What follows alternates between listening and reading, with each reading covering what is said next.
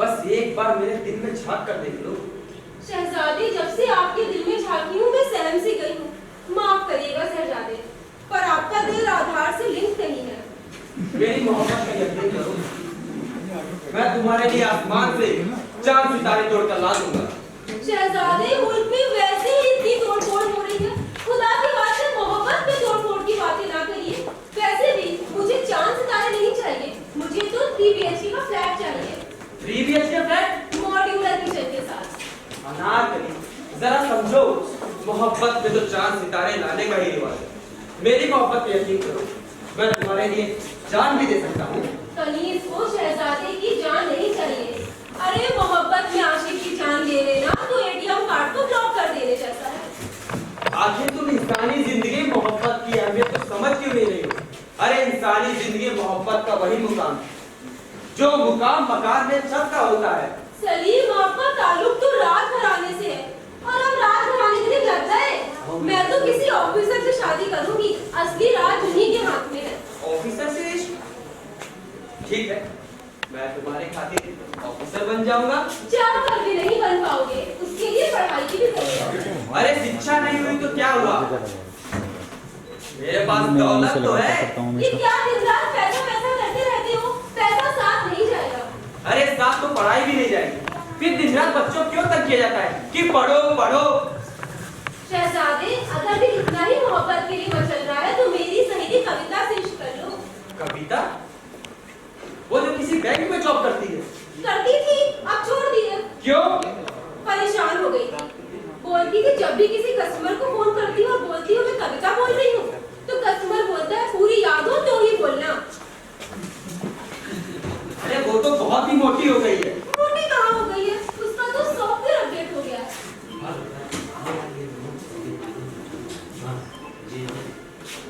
Hello. हाँ हाँ ठीक है, मैं बंदोबस्त करता हूँ। ठीक है। किसका फोन था? आपका फोन था। कह रही थी कि आंसू चाहिए। लगता है फिर किसी नेता के बात पर भरोसा करना होगा। शहजादी, बात यह है कि वो क्या इशारा कर रहे हैं? मैं उससे कह रहा था कि मैं एक मीटिंग में हूँ, बाद में कॉल करता हूँ। लेकिन उसने तो आपको फोन करने के लिए बोला ही नहीं। लेकिन अभी अभी देखकर मुस्काई थी, और अगर कोई लड़की देखकर मुस्काए तो समझ जाना चाहिए कि वो आंखों से मिस कॉल दे रही है। सलीम, अनारकली, देख रही हूँ आपको मोहब्बत का बहुत एक्सपीरियंस है। ज्यादा तो नहीं जानता, हाँ पर इतना जरूर जानता हूँ कि अगर किसी को सच्चे दिल से चाहो तो पूरी कायनात उनकी शादी कहीं और कराने में जुट जाती है। सलीम, अनारकली, मेरा पीछा छोड़ दो। खुदा तुम्हें मुझसे भी खूबसूरत लड़के से मिलवाएगा। नहीं अनारकली, कुदरत पर तो मेरे को एक पैसे का भी भरोसा नहीं है। नहीं शहजादे, ऐसा नहीं कहते, अजराब होगा। क्यों नहीं कहूँ? पिछले सर्दियों में अच्छा खासा मेरा रंग गोरा हो रहा था, अब कुदरत से देखा नहीं गया और फिर गर्मियां शुरू हो गई। अल्लाह पर भरोसा रखो, उनके यहाँ देर है पर अंधेर नहीं। इंसाफ का देर से मिलना भी अंधेर होता है ना। मेरी मोहब्बत को कबूल कर लो, इस भरी दुनिया में मेरा तुम्हारे सिवाय और कोई नहीं है। ये बात मेरी समझ में नहीं आती, जिनका कोई नहीं होता है वो अनलिमिटेड वाला पैकेज क्यों लेते हैं? अरे इन सब बातों को छोड़ो, मेरी बातों का जवाब दो। मैं आपसे मोहब्बत नहीं कर सकती। क्यों नहीं कर सकती? आखिर मेरे में कमी क्या है? मैं तुम्हारे कदमों में दौलत का ढेर लगा दूंगा, तुम्हारे हर मांगे पूरे करूंगा। चाहकर भी कोई मांगे पूरी नहीं कर पाओगे। अरे जिसने अपने महल में रह रहे मजदूरों की मांगे ना पूरी की हो, वो भला मेरी मांगे क्या पूरी करेगा? मजदूरों की मांग पूरी करने का महल में कोई रिवाज ही नहीं है। अब्बा का एकदम साफ हुक्म है कि बिन मांगे रियाया को लाख रुपए दे दो, पर मांगने पर चवन्नी भी नहीं देना, वरना इनकी फरमाइश कार्यक्रम कभी खत्म नहीं होगा। जो मांगने पर चवन्नी भी ना दे, वो भला बिना मांगे लाभ कैसे देगा? देना पड़ता है ना, चलिए देना पड़ता है। मामू चचा फूफा के ठेकेदारी चलने के लिए देना पड़ता है। मैं अच्छी तरह से जानती हूँ कि महल से निजाम कैसा चल रहा है। कैसा चल रहा है? अंधों को लकड़ी पहुँचाने तक की दसों योजनाएं हैं, पर अंधों तक रोशनी पहुँचाने की एक भी योजना नहीं। अरे आपके अब्बा हुजूर का हुक्म है कि उन्होंने हर लाश को कफन के लिए हुक्म दिया है, लेकिन सच्चाई तो ये है लास्ट से याद आया, अब्बा हुजूर ने कब्रिस्तान का मसला हल करने का काम सौंपा है। कब्रिस्तान में मुर्दों ने बगावत कर दी है। मुर्दों ने बगावत कर दी? हाँ, अरे मुर्दे ही तो बगावत कर सकते हैं, जिंदों में कीमत कहाँ। अगर कब्रिस्तान का मसला मैंने हल नहीं किया तो तुम मेरी शादी तुमसे हरगिज नहीं होने देंगे। तो आप सीधा रास्ता अपनाएंगे अध्यक्ष? मतलब आप आंदोलनकारियों से बातचीत करेंगे कि आंदोलन को कुचलेंगे? ये काम अपने खास आदमी दुर्जन सिंह को सौंपा है। दुर्जन सिंह हमारा रक्षा मंत्री, कानून मंत्री, गृह मंत्री सब कुछ है। हमने उसे बुलाया है, वो बस आता ही होगा। ठीक है, आप उससे बात करिए, तब तक मैं मेकअप ठीक करके आती हूँ। लो, वो आ गया। शहजादे, क्या इस खादिम को अंदर आने की इजाजत है? आओ दुल्हन आओ, हम तुम्हारा ही इंतजार कर रहे थे। शहजादे का इकबाल बुलंद हो। क्या बात है शहजादे, आज आप अकेले हैं? अनारकली कहाँ है? अरे उधर चार्जिंग में लगी है। शहजादे, अब आपके कान का दर्द कैसा है? 3 दिन से हमारा कान बंद था, फिर हमने अपने बाइक की चाबी से कान साफ किए। बाइक की चाबी से? हाँ, बंद कान में बाइक की चाबी घुमाते ही कान स्टार्ट हो गया। अल्लाह का शुक्र है, बस आपके कान में दर्द नहीं होना चाहिए। वैसे भी सुनने का काम तो आपका है ही नहीं। दुर्जन, तुम तो जानते ही हो कि मेरे ऊपर जहांपना का कितना प्रेशर है। एक बात बताओ कि हमारे मुल्क में लॉ एंड ऑर्डर यानी कानून और व्यवस्था की क्या पोजीशन है? गुलाम के रहते बेफिक्र रहे शहजादे। हमने चारों दिशाओं में आदमी तैनात कर दिए, लेकिन शहजादे बादशाह सलामत के कोटे में जितने भी सैनिकों की भर्ती की गई थी उन सबको निकालना होगा। क्यों? सब के सब निकम्मे और कामचोर हैं, उनसे कोई काम मुकम्मल होता ही नहीं है। जैसे कल ही आकर उन्होंने रिपोर्ट की कि हमने एक ट्रक शराब पकड़ी है। ये सुनकर तो मेरा बीपी हिल हो गया। अब आप ही बताइए, हर काम क्या आधा अधूरा करना? अरे जीवन में कोई एक काम तो पूरा करके दिखाओ। मैंने उनको खूब डांटा। मैंने कहा एक ट्रक शराब पकड़ी है ना, तो जाओ एक ट्रक सोडा पकड़ना और एक ट्रक चखना पकड़ना। उसने सॉरी बोला और की तामीर करने चला गया। सॉरी बोला? जी हुजूर। आजकल के नौजवान इंग्लिश बहुत बोलते हैं। जी नहीं हुजूर, बस गुड मॉर्निंग, गुड नाइट और सॉरी बोलते हैं। अपन इंग्लिश बोलने पर उतर आए तो हिंदी शुरू कर देते हैं। दुर्जन, तुम्हें कितनी बार समझाया कि छोटे छोटे मसले लेकर मेरे पास मत आया करो। गलती माफ करें शहजादे। एक बात बताओ कि ये कब्रिस्तान का मसला हल हुआ? वो बहुत पेचीदा मसला है, इतनी आसानी से नहीं सुलझने वाला।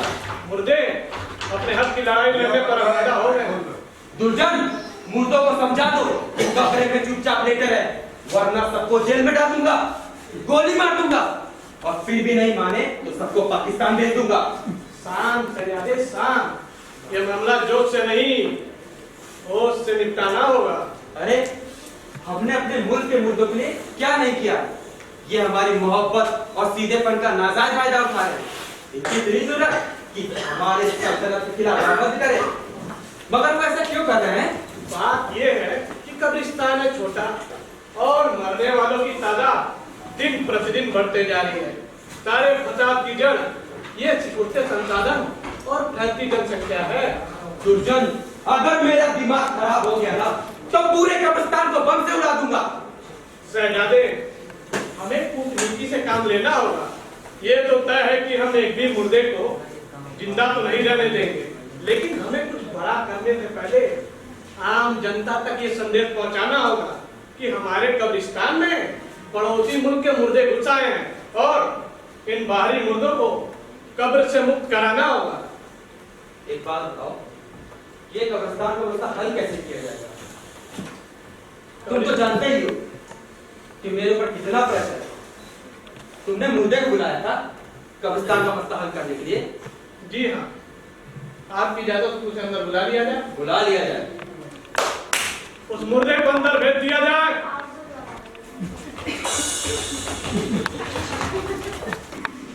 शहजादे मरहूम राशिद खान का सलाम कबूल करें। मिस्टर मुर्दे, हमारी मीटिंग चालू हो इसके पहले यहाँ के नियम कायदे जान लो।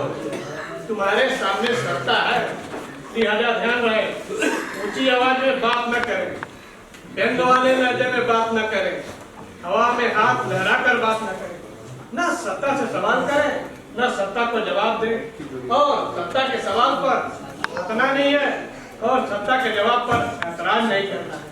तुम्हारे सामने नाश्ता पेश किया जाएगा, उसे खाना भी नहीं है, और इस कमरे में जो खुशबू महक रही है उसे सूंघना भी नहीं है। लेकिन मेरे से क्या खतरा, मैं तो एक लाश हूँ, मुर्दा हूँ, मुर्दा। मुर्दे हो, इसी खासियत की वजह से तो हम तुमसे मिल भी रहे हैं, वरना जिंदों से तो हम दुआ सलाम भी नहीं करते। आइए आपकी मुलाकात सजादे शरीफ से करवा। चलिए। सजादे, ये है मरहूम राशिद खान साहब, कब्रिस्तान के मसले पर अपनी रिपोर्ट पेश करना चाहते हैं।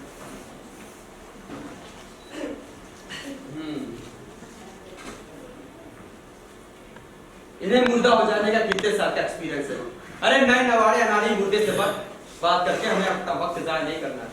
खाकसार को जिंदा रहने का 25 साल का और मुर्दा रहने का 20 साल का शानदार अनुभव है। आपकी मौत की वजह क्या थी? इश्क में नाकामयाबी। यानी आप भी आशिक है? जी हाँ, आशिक हूँ, नाकामयाब आशिक। ये बताइए कि आपकी मौत की कैसे हुई? वजह, मैं मोहब्बत में दिन की तरह फैलता रहा, वो शाम की तरह सिमटती रही।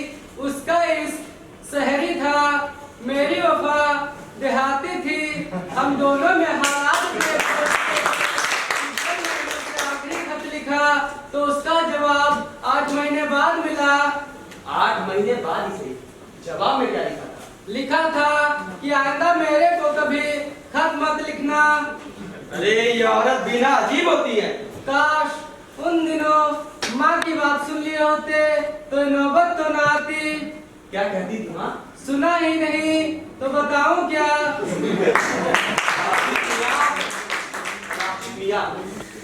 अरे आपसे आपकी मोहब्बत की बातें सुनकर मुझे कितना इत्मीनान महसूस हो रहा है। हम एक ही मोर्चे पे शहीद हुए, एक ही खंजर से हमारा दिल चीरा गया है। हमें मोहब्बत के दिनों की बातें बताइए। मोहब्बत के दिन और ही दिन होते हैं। मोहब्बत के दिनों में पसीना भी महकता है और जुदाई के दिनों में इत्र भी खुशबूदार नहीं लगता। हम राख हो गए पर उस पर आँच न आने दी। दिन उसके ख्यालों में और रात उसके ख्वाबों में गुजरती थी। शहजादे, जान की सलामती हो तो गुजारिश है कि अब हम मुद्दे की बात करें। हाँ हाँ, एक बात बताइए कि कब्रिस्तान का मामला क्या है? मामले की असल वजह यह है कि सरकार ने हम कब्रिस्तानियों के साथ हमेशा सौतेला व्यवहार किया है। हमारी तरफ कभी ध्यान ही नहीं दिया गया, वरना आज ये नौबत तो ना आती। आप बेफिक्र हैं। अरे आप लोग मर गए तो क्या हुआ, हम अभी जिंदा हैं। हमें कब्रिस्तान की समस्याएं बताएं। हमारे समस्याओं की लंबी लिस्ट है। अहम समस्या ये है कि मरने वालों की तादाद बढ़ती जा रही है, पर कब्रिस्तान का कोई इजाफा नहीं हो रहा। हम कब्रिस्तान के लिए कोई और जगह मुहैया नहीं करा सकते। अगर हम इसी तरह कब्रिस्तान का विस्तार करते हैं तो एक दिन पूरा शहर और फिर पूरा मुल्क कब्रिस्तान हो जाएगा। हमें कोई और रास्ता सुझाइए।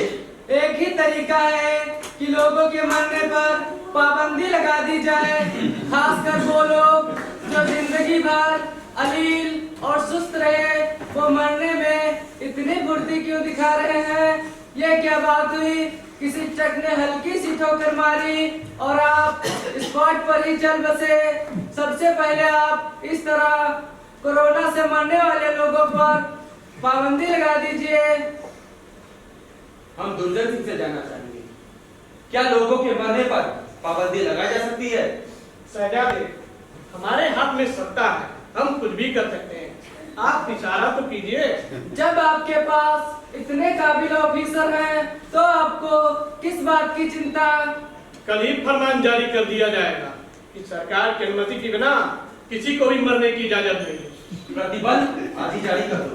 शहजादे, पहले ड्राफ्ट तैयार करना होगा। ड्राफ्ट क्या भाड़ में, जब मैं कह रहा हूँ जारी कर दो तो जारी कर दो। मैं तो नहीं कर सकता। दुर्जन, मेरे कहने पर भी नहीं कर सकते? मैं नहीं कर देश मेरे बाप का है कि तुम्हारे बाप का? सकता। आपके बाप का है। फिर हमारे हुक्म को मानने से इनकार की वजह? इसे देश की संसद से पास कराना होगा। अरे संसद मतलब गया बाहर में। ये देश सिर्फ दो लोग चला रहे हैं, हम दोनों बाप बेटे के सिवाय यहाँ किसी की मर्जी नहीं चलती। समझ गए? समझ गया। कल ही आदेश जारी कर दिया जाएगा। कल ही आदेश जारी कर दिया जाएगा कि अब सरकार की अनुमति के बिना किसी भी आमों खास को मरने की इजाजत नहीं है। जिसे भी मरना होगा वो सरकार के मृत्यु विभाग में एक आवेदन देगा और उस आवेदन में मरने की वाजिब वजह दर्शाएगा और मरने की वजह 2 गणमान्य नागरिकों से सत्यापित कराएगा और मान्यता प्राप्त डॉक्टर से हेल्थ सर्टिफिकेट लेकर उस आवेदन में लगाएगा। मरने के लिए अच्छी तंदुरुस्ती का होना जरूरी है। फिर हमारी जुरी उस पर विचार करेगी। फिर कुछ ले देकर, मेरा मतलब है सवाल जवाब कर ये फैसला सुनाएगी कुछ मरना है या नहीं। कब्रिस्तान में सिर्फ स्थानीय मुर्दों को ही दफनाया जाएगा। बाहरी लोगों के लिए वहाँ कोई जगह नहीं होगी। बिल्कुल नहीं होगी। मैं तो कहता हूँ आज अभी जितने भी मुर्दे हैं उन सबके कागजात चेक किए जाए और जो भी पेपर ना दिखाए उसे भी निकाल कर बाहर किया जाए। शरारती मुर्दों के लिए आप कब्रिस्तान में कोई जगह नहीं है। जय हो, जय हो। और हाँ, एक बात और नोट कर लो, जो भी हमारी अनुमति के बिना मरने की जुर्रत करेगा वो देशद्रोही कहलाएगा। उसे 2 साल की कैद और 10,000 रुपए जुर्माना होगा। 3 मुर्दों को जेल हो गई तो सबके सब साले सुधर जाएंगे। वाह सजादे वाह, आपका अंदाज देखकर जहाँ फना तो गदगद हो जाएंगे। क्या बात करते हो दुर्जन, जहाँ पर हमसे कभी खुश नहीं होंगे वो तो हमेशा मेरे को नकारा और जाहिली समझते हैं। उनकी बात का बुरा ना माने। गुस्सा होना तो अरे मर्द होने की निशानी है। और गुस्सा पी जाना शादी सीधा होने की निशानी है। एक निशानी याद है और एक निशानी भूल गए।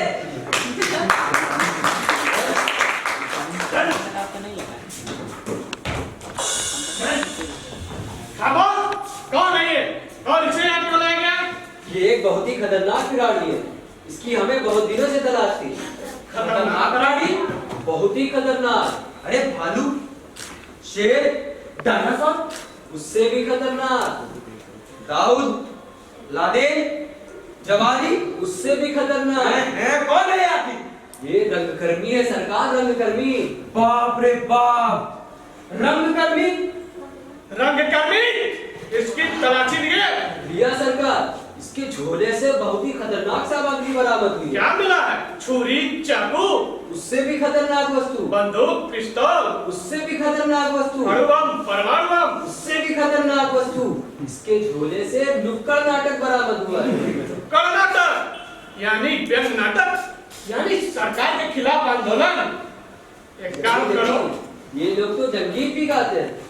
अच्छा, नुक्कड़ नाटक, ऊपर से जंगी भी, यानी करेला, वो भी नींद चढ़ा। एक काम करो, वो जो हत्या और रेप का मामला है ना, जिसके अपराधी आज तक पकड़े नहीं गए। उसी आरोप में इसे गिरफ्तार कर लो। क्या? ठीक है। ये क्या कह रहे हैं? मैंने कोई बलात्कार नहीं किया। ये हो तुम्हें याद नहीं होगा। ले जाए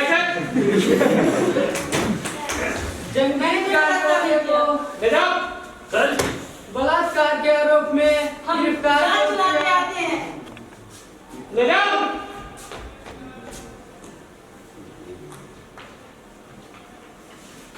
जंगीत गाने वाले को बलात्कार के आरोप में गिरफ्तार क्यों किया?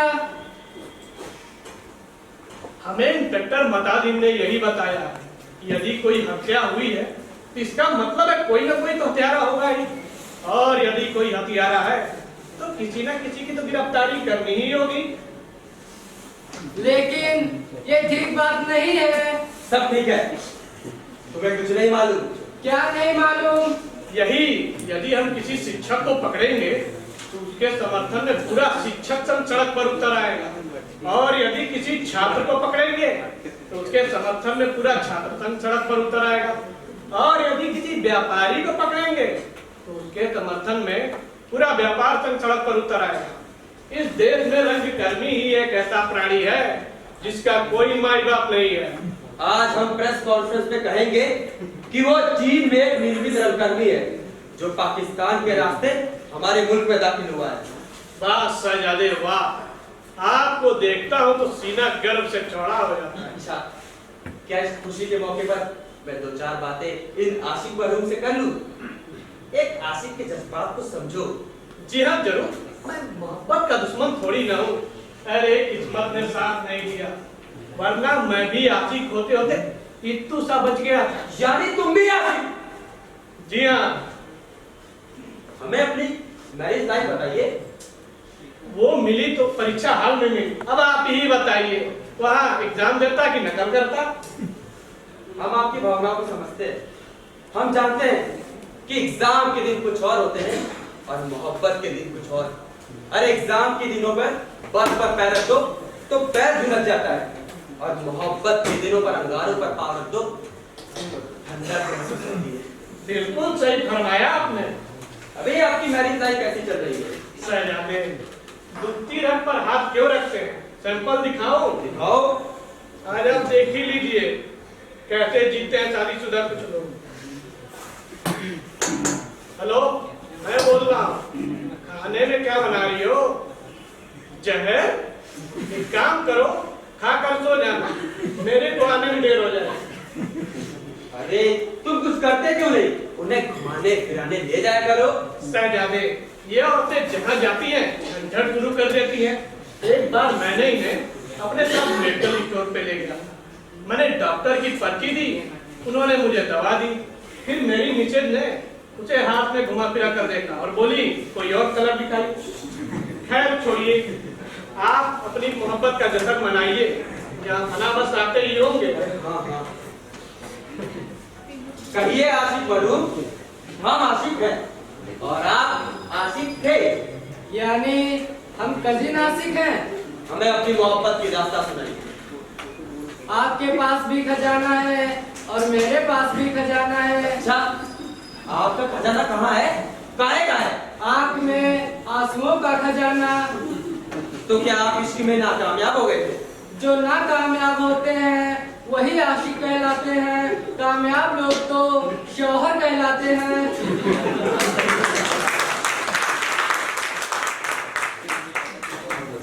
क्या आप उसे अपने आखिरी वक्त तक याद करते रहे?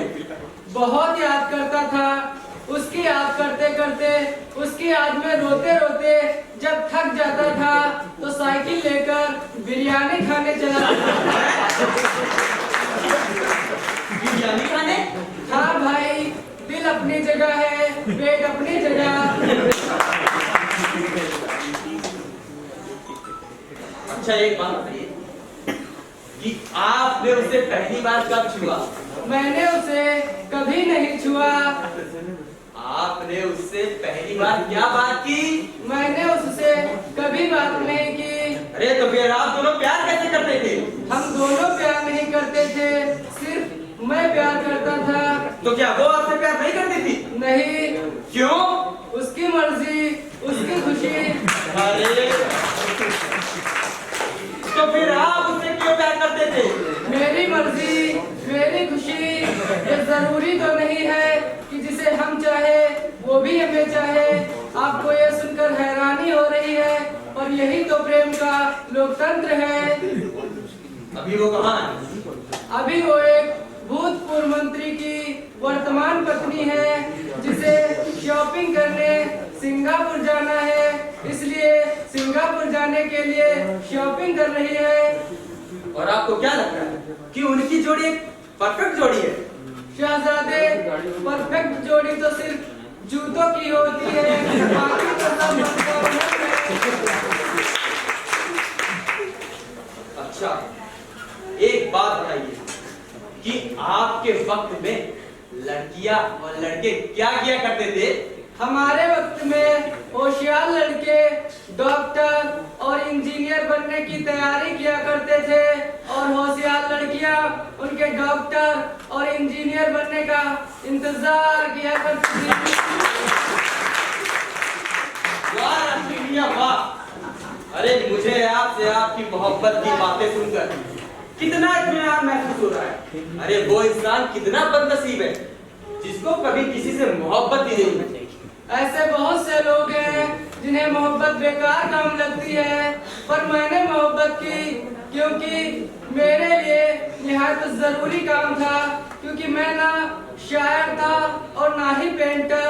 चाहता था दुनिया को हसीन बनाना, जमीन के कैनवास पर दुनिया को इश्क के ब्रश और मोहब्बत के रंग से ही सजाया जा सकता है।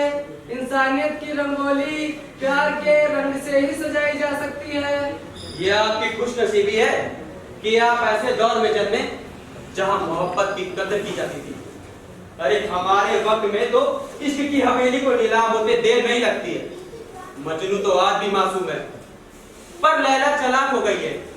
मोहब्बत वो बेशक दिल देकर करती है, लेकिन शादी तनख्वाह देकर करती है।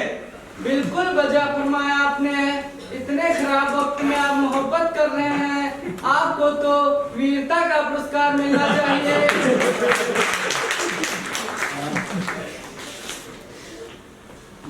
अच्छा, ये सब छोड़िए। दुर्जन, तुमने हमें याद नहीं दिलाया कि आगे क्या करना है। सजादे, अब इनसे जाफरात बुलाया। ठीक है, बुलाया जाए।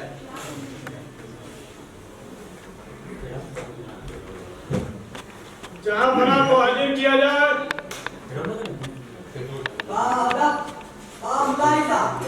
होशियार, शहंशाहों के शहंशाह, राजाओं के राजा, उस्तादों के उस्ताद जहां बना तशरीफ ला रहे हैं।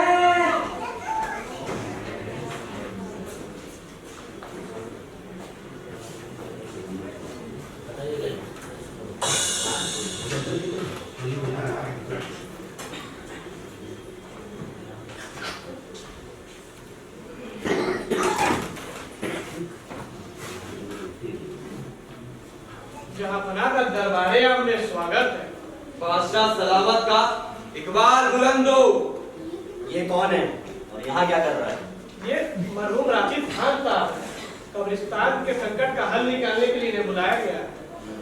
इनसे को अभी बाहर बैठे, वक्त पर बुला लिया जाएगा। आप बाहर बैठिए, बाद में बुला लिया जाएगा।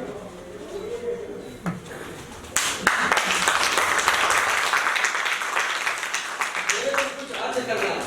सलीम, ये दरबार है, यहाँ मुल्क के मसले हल होते हैं, घर के बच्चों की जिद नहीं सुनी जाती। लेकिन खामोश! दुर्जन सिंह, 3 दिन पहले हमने बशीर टेलर को बुलवाया था, वह अभी तक नहीं आया। जहां बना बशीर टेलर उदास है, वो आजकल किसी नहीं मिल रहा। उदास है? उदासी का सबब? सर निजी मामला है। फिर भी हम जानना चाहेंगे, क्योंकि बशीर टेलर हमारे शाही टेलर हैं। मुझे पता था आप जानना चाहेंगे, इसलिए मैंने बशीर टेलर को उठवा लिया है। आपकी इजाजत को उन्हें अंदर बुला लिया जाए। बशीर टेलर को हाजिर किया जाए।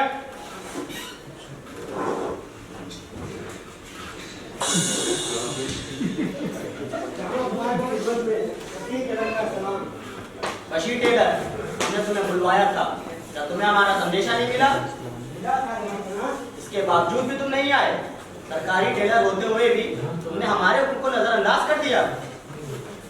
आपसे बेहतर कपड़ा कोई नहीं सिलता है।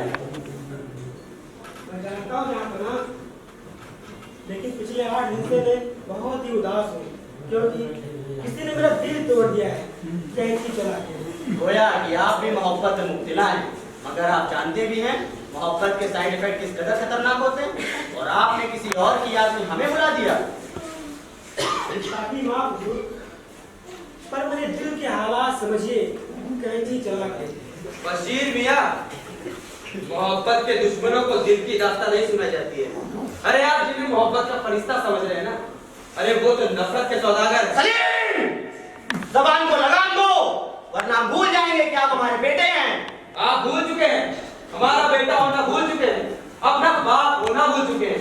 आपको सिर्फ तख्त याद है, ताज याद है, हुकूमत याद है। हम पहले कुछ जरूरी मसले निपटा लें, फिर तुमसे बात करते हैं। पहले मेरी दरख्वास्त तो सुन लीजिए। हाँ बशीर, तुम अपना दर्द हैं। जहाँ बना, वो जो हॉलीवुड एक्ट्रेस एलिज़ाबेथ टेलर है ना, उसने अपनी आखिरी शादी कर ली कैंची चला के। उसने कर ली तो कर ली, इससे दिल तोड़ दिया। वो एक टेलर है, तो उसे किसी टेलर से ही शादी करनी थी। फिर समाज के बाहर शादी करके समाज की नाक कटा दी उसने। अगर पहली दफा ही किसी टेलर से शादी कर ली होती तो आखिरी बार शादी करने की नौबत ही ना थी, कैंची चला के।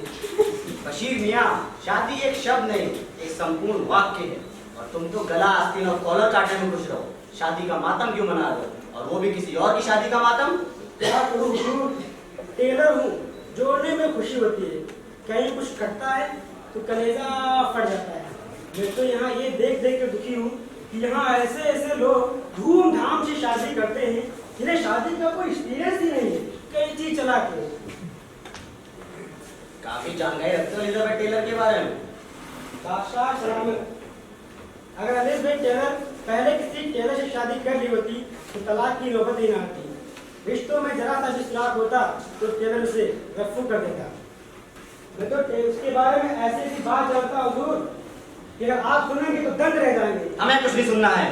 सुन लीजिए हुजूर, इसके जुट्टे की बात अगर मुंह के रास्ते बाहर नहीं आई तो इसके दिमाग की नस फट जाएगी और आपका लाडला टेलर पागल हो जाएगा। ऐसा क्या? जी हाँ। हाँ बशीर टेलर, तो तुम क्या बता रहे थे उस टेलर के बारे में? जहाँ बना सुनने में आया है कि जितनी बार उसका तलाक हुआ है ना, शायद उतनी बार उसकी शादी भी नहीं हुई होती, कैंची चला के। जब वो अपनी 5वीं शादी की तलाक के लिए कोर्ट गई थी तो वहाँ के रजिस्ट्रार ने कहा था, अरे मैडम आप तो हर बार जनवरी फरवरी में आ जाया करती थी, इस बार जून में आई। और जब वो अपनी 4थी शादी का कार्ड अपने फिल्म के हीरो को दिया तो उसने कहा था, सॉरी डियर, मैं इस बार नहीं आ सकूंगा, पर आपकी अगली शादी में जरूर आऊंगा। और जब उसने अपनी 6वीं शादी का कार्ड अपने सहेली को दी तो सहेली ने अपने पति से जानते क्या कहा? उसने कहा, मैं नहीं जाऊंगी, मेरे को तो बड़ी शर्म आ रही है। बताओ, वो आज अपनी 6वीं शादी में 6वीं बार बुला रही है और मैं तो सिर्फ उसे एक ही बार बुला पाई। तुम इन मामलों में ना उलझो और हमारी शाही पोशाक सीधे का काम शुरू करो। बिल्कुल हुजूर।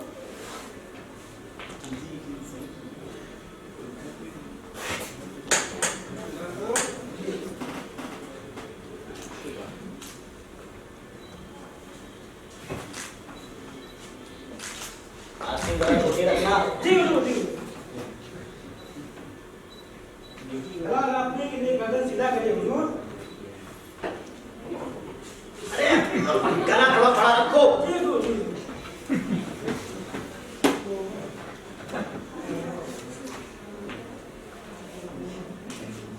एक लंबाई और बढ़ाओ। बिल्कुल हुजूर।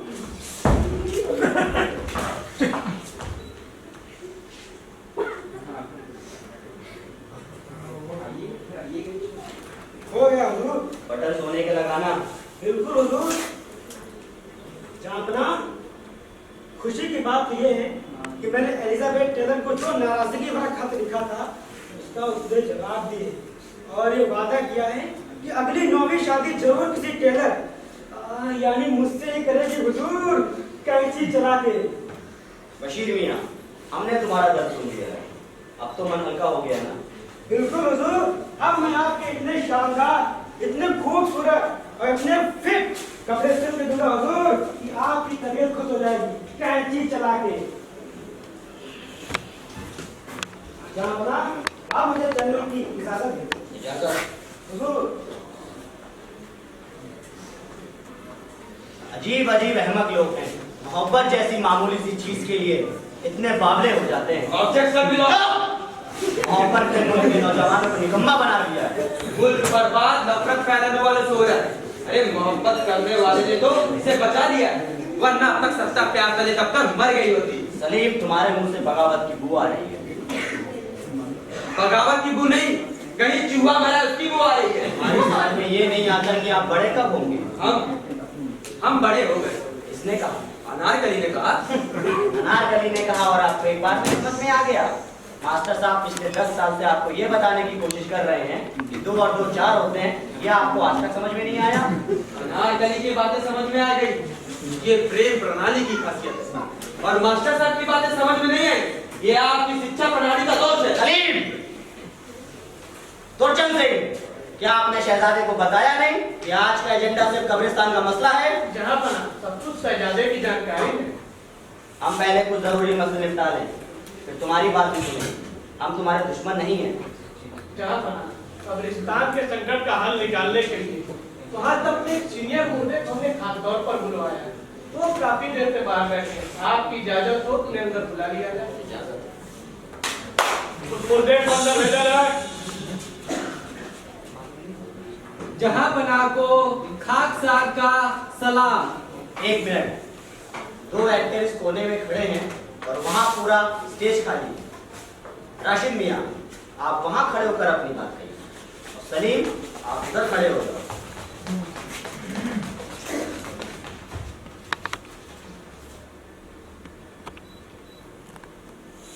जहांपना, ये है मरहूम राशिद खान साहब, कब्रिस्तान के मसले पर अपनी रिपोर्ट पेश करना चाहते हैं। अब्बा हुजूर, हमारी इससे बात हो चुकी है। चुप! ये क्या बात हुई?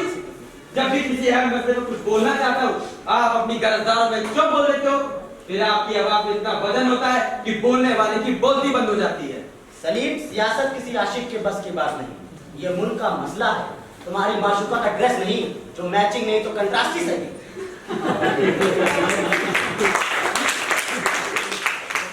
अगर आपको मेरी बात इतनी कड़वी और एक मुर्दे की बात इतनी अहम लगती है तो आप इसे यहाँ रख दीजिए। मैं इसकी जगह कब्र में चला जाता हूँ। शिबू, ऐसा नहीं कहते मेरे बच्चे। हम कहेंगे, एक बार नहीं 1000 बार कहेंगे। आपने हमारा दिल का दर्द न सुनकर हमारे दर्द दिल को तोड़ दिया है। हमने कहा ना, हम तुमसे बाद में बात करते हैं। अब खामोश बैठो और मेरे को इनसे बात करो। हाँ राशिद मियां, कब्रिस्तान में मुर्दों ने तो हमें परेशान कर दिया। लेकिन हुजूर, उनका आंदोलन तो शांतिपूर्ण है। शांतिपूर्ण? तुम नहीं समझोगे ये शांतिपूर्ण आंदोलन कितना शोर मचाते हैं। खैर, तुम कब्रिस्तान के आंदोलन की पूरी जानकारी दो। कब्रिस्तान के सभी मुर्दे हड़ताल पर हैं। यानी अब कब्रों के अंदर भी मेरे लिए साजिश रची जा रही है। हड़ताल पर क्यों है? क्योंकि आपकी हुकूमत में मुर्दों को बिना कफन के दफनाया जा रहा है। क्या बात कर रहे हो? बिना कफन दफन? ये कैसे हो सकता है? बात ये है कि मुल्क में जब भी चुनाव के दिन आते हैं, बाजार से सफेद कपड़ा गायब हो जाता है। सभी पार्टियां बैनर बनाने के लिए, प्रचार प्रसार करने के लिए सफेद कपड़ा खरीद लेती है। अब आम जनता कफन के लिए सफेद कपड़ा कहां से लाए? ये क्या बात हुई कि मार्केट में कपड़ा नहीं मिला? अरे, एक कफन लायक कपड़ा तो किसी भी नेता से मांग लेते, वो अपने स्टॉक में से दे देता। बिल्कुल ठीक कहा आपने। यही सोचकर एक बार एक आदमी एक नेता के पास गया था।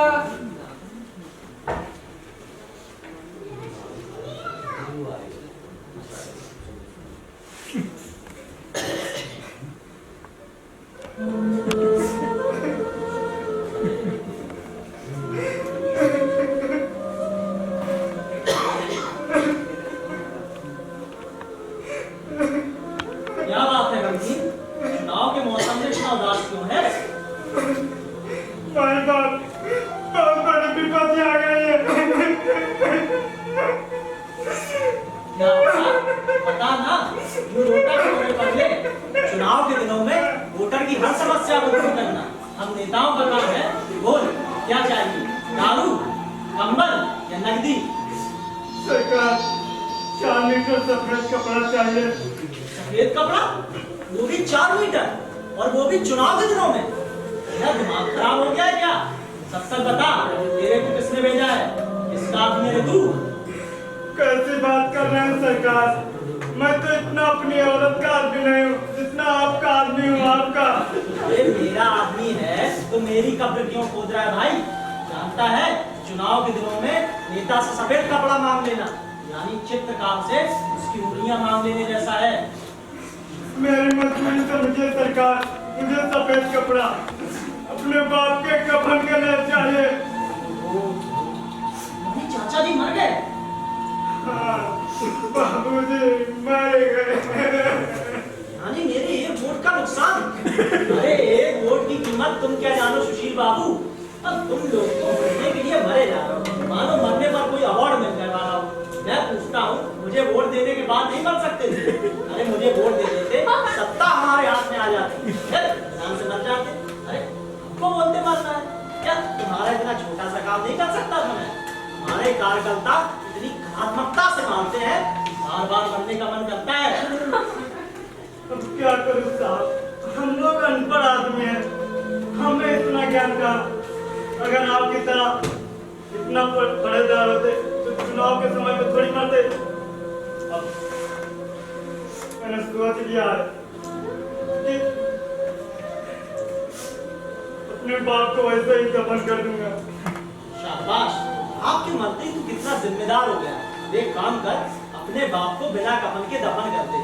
चुनाव के बाद तेरे बाप को कब्र से निकाल कर दोबारा धूमधाम से कफन दफन कर दूंगा, ये वादा कर रहा हूं मैं, ठीक है? अब क्या करूं साहब? चल निकल। थोड़ा तो ख्याल कीजिए, बाप मर गया है, निकल। सिर्फ एक कफन का सवाल है।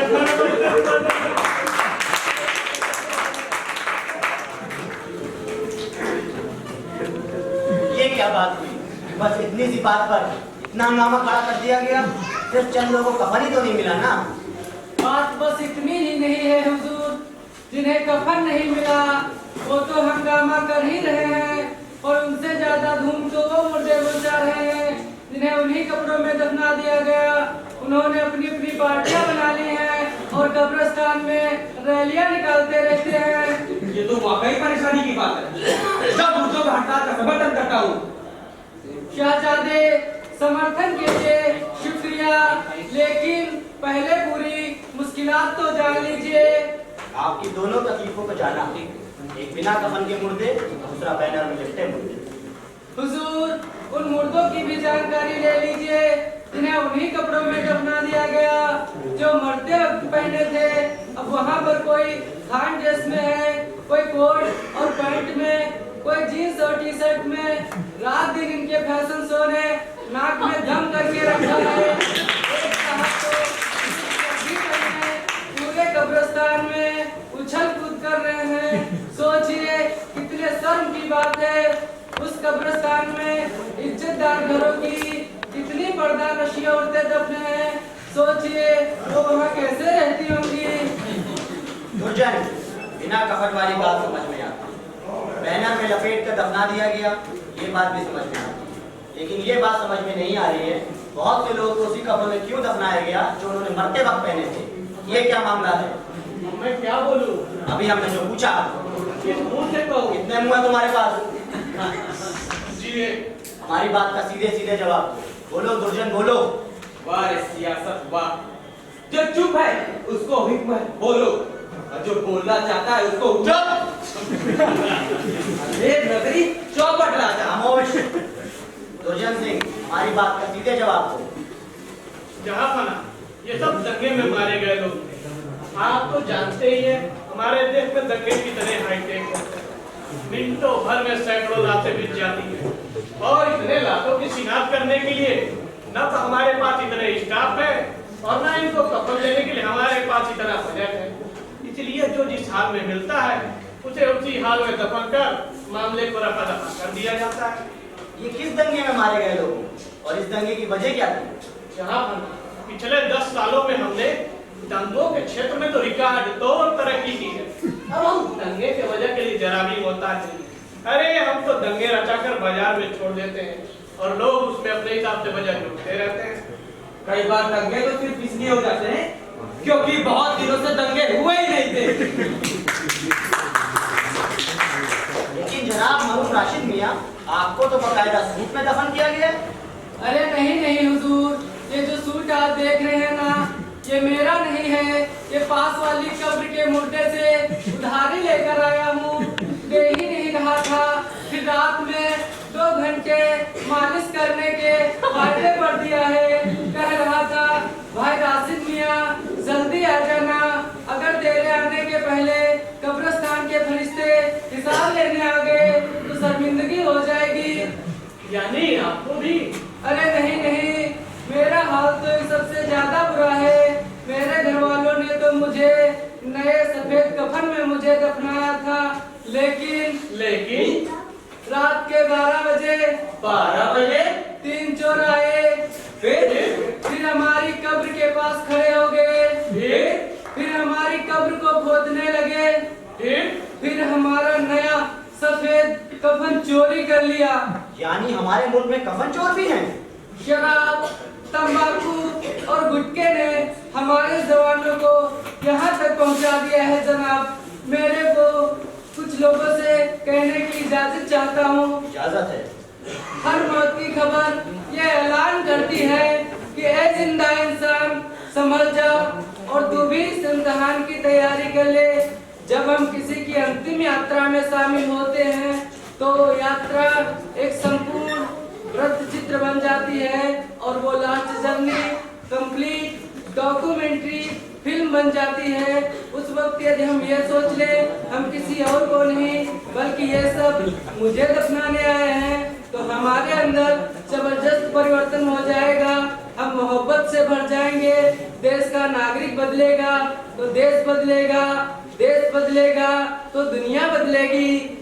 जनाब मरूम राशिद खान साहब, जनाब मरूम राशिद खान साहब, फिलहाल आप अपनी कब्र में वापस जाइए। अब जल्द इस मसले का हल निकालिए। जो तुम जहाँ पना।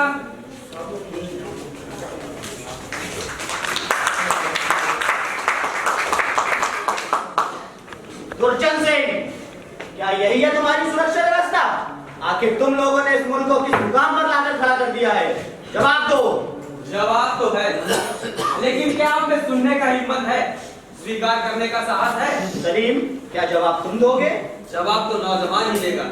दुर्जन, हम दोनों को अकेला छोड़ दिया जाए। जी हुजूर।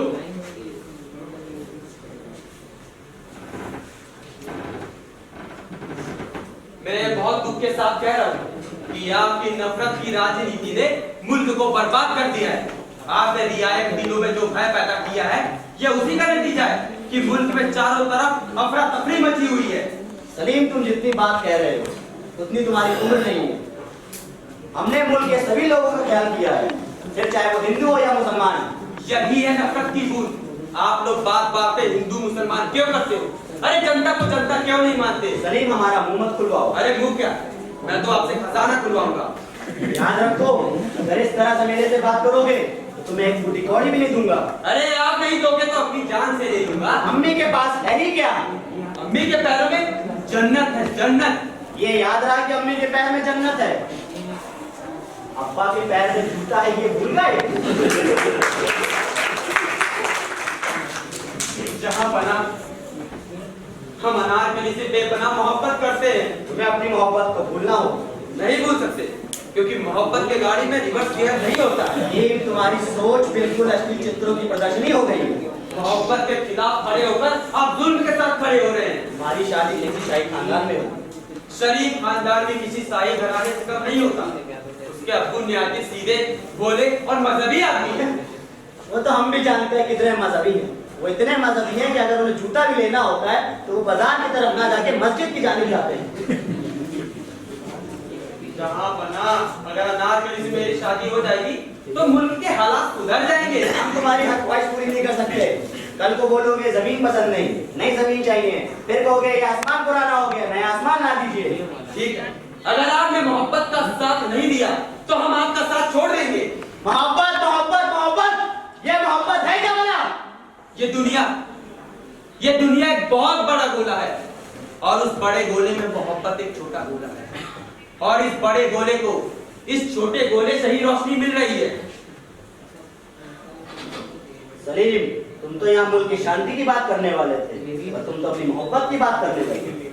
मुल्क में अमन, चैन, तरक्की, ये सब मोहब्बत के रास्ते से ही आएंगे। सलीम, अनारकली को भूल जाओ। बहुत से मुल्कों की राजकुमारी तुमसे शादी करने को तैयार है। तुम जिससे कहोगे हम तुम्हारी शादी करा देंगे। बादशाही का यही निजाम मुल्क को बर्बाद किया हुआ है। यही तरीका है आप लोगों का कि जिनका पेट भरा है उन्हें ठूस-ठूस कर खिलाओ और जो बेचारे भूखे हैं उन्हें कूट-कूट कर भगाओ। सलीम, हमें तुम्हारी मोहब्बत मंजूर नहीं है। तो फिर हमें भी आपकी नफरत और भय की सियासत मंजूर नहीं। तुम कर क्या लोगे? मैं तमाम मोहब्बत करने वालों को लेकर आपके खिलाफ खड़ा हो जाऊंगा। यानी हमारे से जंग करोगे? जंग लाजमी है तो फिर जंगी सही। हम समझे नहीं। अब्बा हुजूर, जब मेरी एक ख्वाहिश भी पूरी नहीं कर सकते तो खुदा से मांगा ही नहीं होता। सिर्फ इसीलिए हम अपने हर मिलने वाले से यही बोलते हैं कि अपनी दुआओं में अल्लाह से बेटा नहीं बेटी मांगो। अगर किस्मत अगर किस्मत से सत्ता मिली है तो उस पर अपना घमंड मत करिए।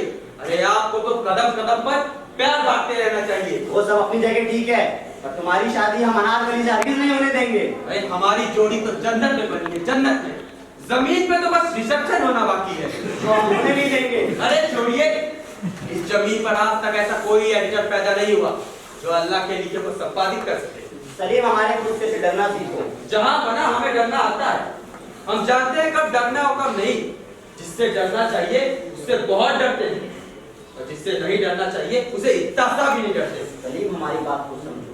अनारकली किसी शाही खानदान की नहीं होगी।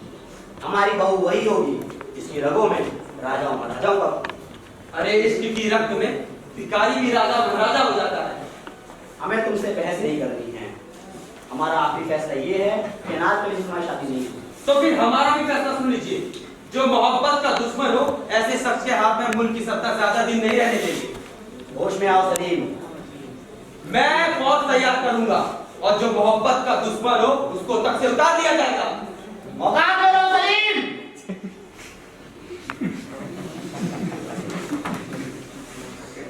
जहां बना मेरी मोहब्बत को कबूल कर लीजिए। मोहब्बत के खातिर मर भी सकते हो। यकीनन अब्बा हुजूर, ये दुनिया मोहब्बत के वजह से ही चल रहा है। मोहब्बत के वजह से ही दुनिया का निजाम चल रहा है। यहाँ मोहब्बत के सैकड़ों रूप हैं। जो आशिका और माशिका की मोहब्बत को ही मोहब्बत समझते हैं। अरे वो खास मोहब्बत समझते हैं। इंसान का मोहब्बत का पैमाना बहुत बड़ा है, बहुत बड़ा। मुल्क से मोहब्बत, मजाक से मोहब्बत, तालीम से मोहब्बत, उस्ताद से मोहब्बत, जानवर से मोहब्बत। ये दुनिया एक बहुत बड़ा कारखाना है जो मोहब्बत की इलेक्ट्रिसिटी से चल रहा है।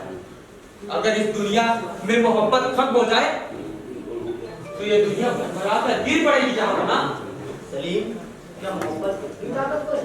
यकीनन अब्बा हुजूर। अनारकली, अनारकली।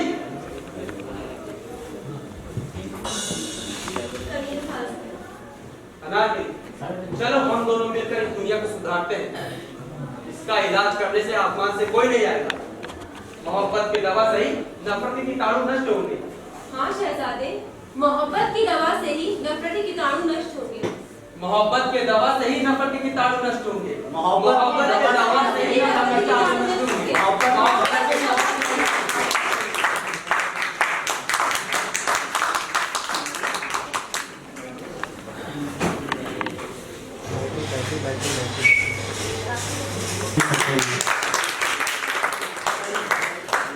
सलीम की भूमिका में थे ऋत्विक सिंह,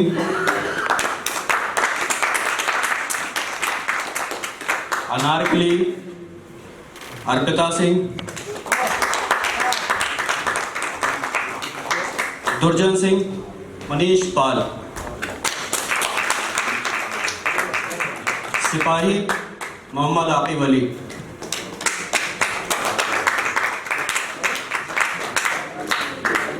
रंगकर्मी अंश खरे,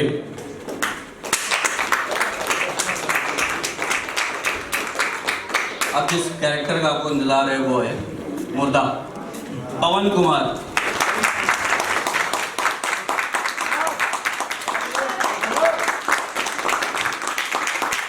बशीर टेलर, अभिनव मौर्य, कैंची चला,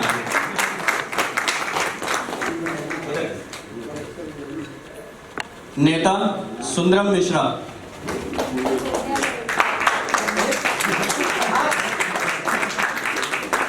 गमगीन मुकेश पाल।